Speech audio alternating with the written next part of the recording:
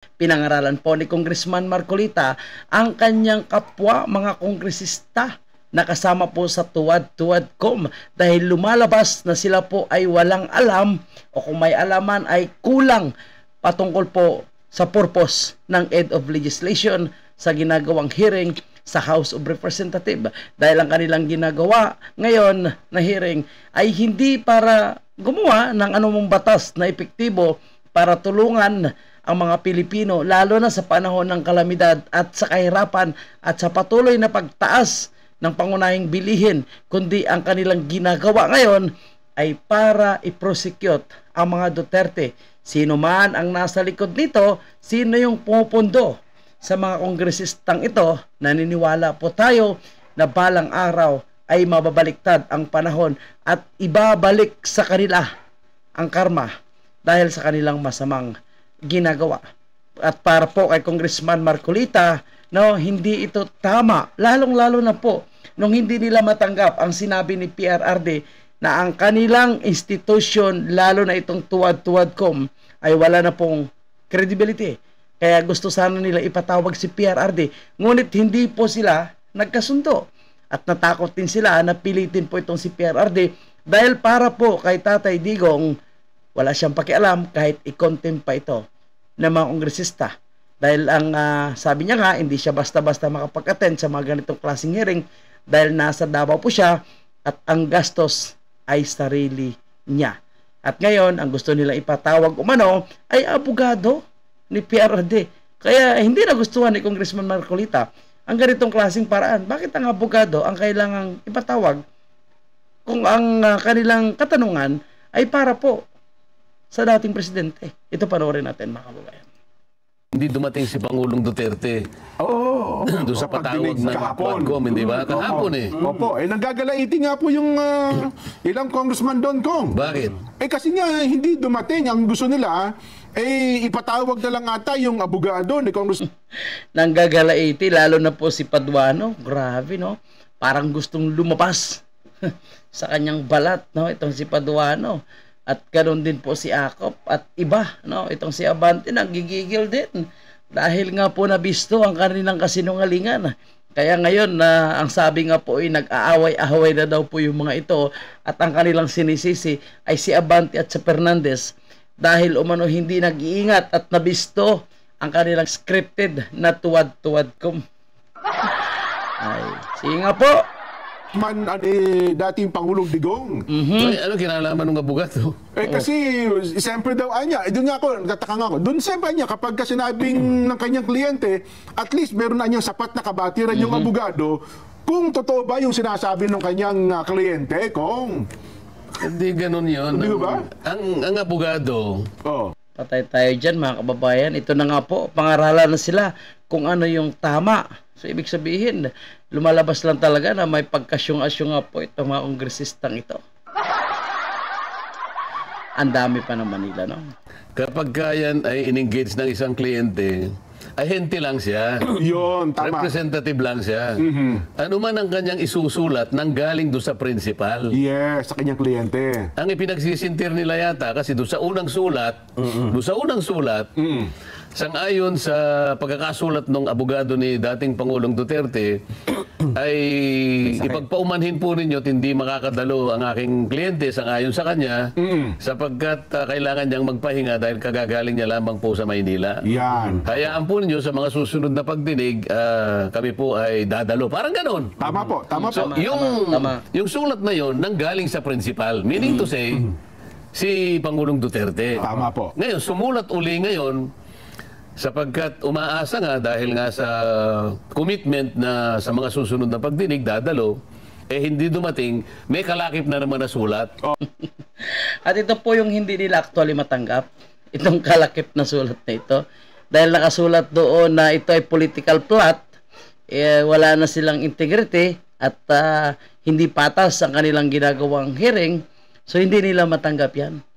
Kaya nanggagalaiti po sila, no? Sumabog po sila sa galit ngayon dahil tuwang-tuwa po yung mga Pilipino sa naging komento ni PRRD, no? At ito kasi hinahantay ng mga Pilipino na magsalita si PRRD, no? Kasi marami po sa ating mga kababayan ay talagang nabubuhayan ng loob kapag si PRRD na, no, ang nagsasalita, lalong-lalo na po dito sa mga napakakapal talaga ng face lock nito mga kongresista, na obvious naman na ang kanilang ginagawa ay hindi for aid of legislation, kundi political propaganda and for aid of prosecution. At ang kanilang ginagawang ito ay para idiin si PRRD sa ICC. And lalo na ngayon, nalaman natin na nandito na pala yung ICC. At ang sinasabi na di umano, no, ang nagkikiter dito, yung nag-aalaga, yung nagpapakain, nagpapahotel, ay itong si Saldico at si Martin Romualdez. Gaano kaya ito katotoo, mga kababayan po natin? Kaya pala nagkukumahog sila at hanggang madaling araw po yung investigation. Kasi lahat gusto nila i-connect doon sa kay PRRD. Nako po, may mga Pilipino pa kayang magtitiwala sa mga ito, maniniwala sa mga ito, na mas pinipili yung igastos ang pera ng taong bayan sa walang katuturan, walang magandang na idudulot na investigation, ay sa tulungan nila. Ayan mahiya po kayo mga kongresista, dapat tinutulungan nyo po yung mga binaha, no, sa iba't ibang parte ng ating bansa.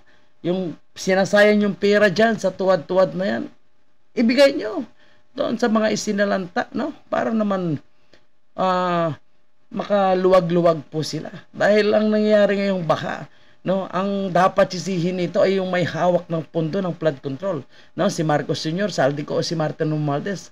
Sila yung dapat sisihin dito.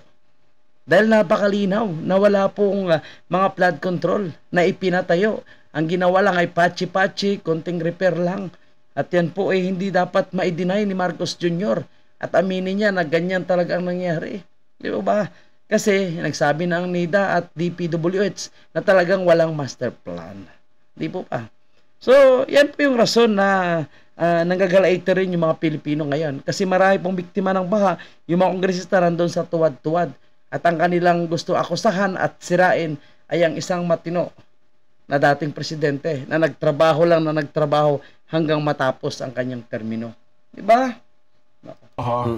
Na dito sa sulat na nito ay sinabi, kami po ay sang-ayon po sa pakikipag-usap ko sa aking principal, sa aking kliyente, ay hindi po siya makadadalo dahil po sa mga sumusunod na mga kadahilanan. Yan. O ano ba yung sinabi niya, Jen?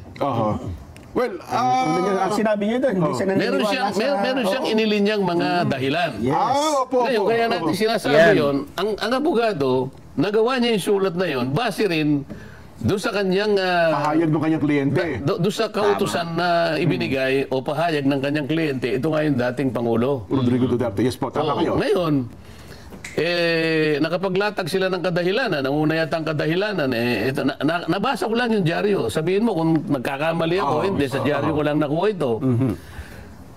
Ang unang dahilan ay nakalagay, the former president is doubtful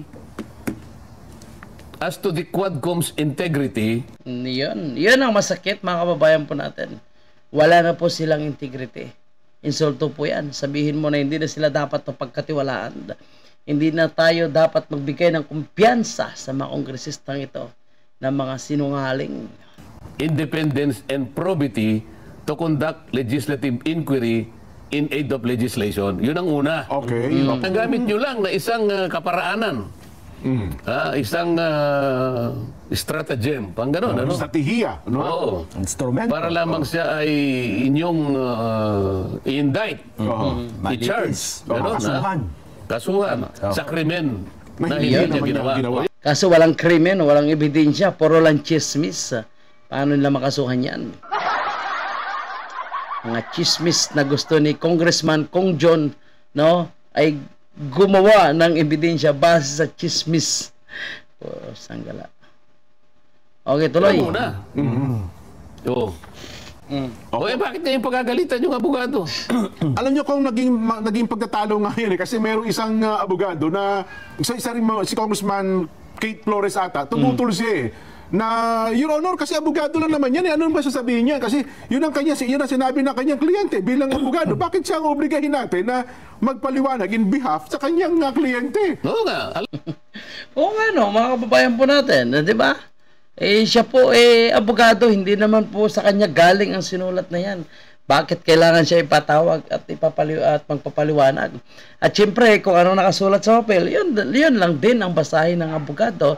At kung ano man yung ibig sabihin ng kanyang kliyente, ang kliyente na po nakalam. At hindi po, no, itong abogado. Kaya, alam mo, naghahanap lang kasi sila ng mapasahan. No? Naghahanap lang sila ng masisi at masabon. And behalf, no, sa kanilang amo at kung sino man yung nasa likod po nila na ngayon ay galit na galit po sa mga Duterte at gustong sirain po itong si PRRD at itong si BP Sara. Unlimited po yung paninira na kanilang ginagawa. So ang tanong natin, ulit, no? Hanggang kailan ito matatapos? Hanggang 2028 pa ba ito? Hanggat hindi po nagdeklara si BP Sara na tatakbo po siya o hindi tatakbo?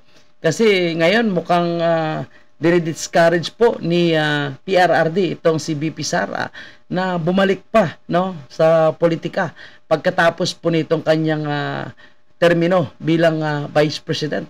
So ngayon actually napakatindi po yung mga challenges na dinadaanan ni Vice President Sara kay PRRD. Okay lang, kayang-kaya ni PRRD, sanay na po siya. Pero kay Vice President Sara, no, ano-ano pong allegation ang kanilang binabato at obvious na obvious. So yan nga po ang sinasabi natin, no, na ginagawa nila ang lahat para i-prosecute ang mga Duterte imbes na gumawa po ng mga magagandang bagay na makakatulong sa ating ekonomiya, no, makakaangat ng buhay ng bawat Pilipino, makapagbigay ng trabaho, serbisyong medikal, no, eskwelahan at kung ano-ano pa. Pero wala po silang proyekto na para dyan. Kasi although DSWD ay di umano'y wala ng pera, panulong or pantulong sa mga nasasalanta ng bagyo. Pero busy po sila, no, sa ginagawang investigation sa Quadcom na yan. At ngayon, dahil hindi po sila nakapaghiganti kay PRRD, ang abogado ang kanilang gustong tustahin. At kung kailan man yan po yung ating pakabangan, no, yung mga sagot ng abogado ni PRRD. So, okay, abangan natin kung magsisipot ba yung abogado o si PRRD na lang yung sisipot. Diba? Thank you and God bless.